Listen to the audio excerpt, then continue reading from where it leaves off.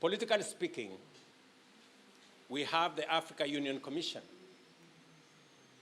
I said we have two fundamental problems: climate change on one end and economic growth on another. For a very long time again, we have been subjected to a global financial architecture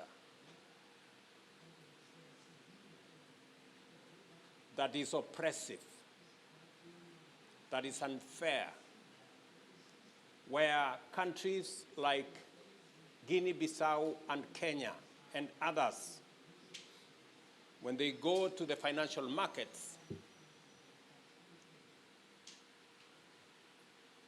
we find development resources at 10%, 12%, 15%, while countries in the global north go to the same markets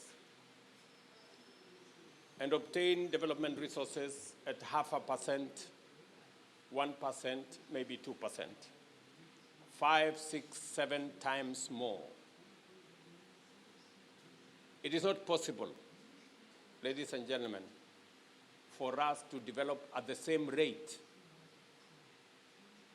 when we go to the same markets. We get development resources at different rates. And we have firmly asked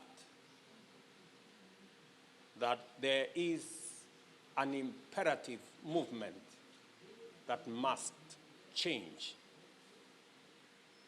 the framework of the international financial architecture to be fairer, so that all of us can walk into the same markets and obtain development resources at equal and the same interest rates.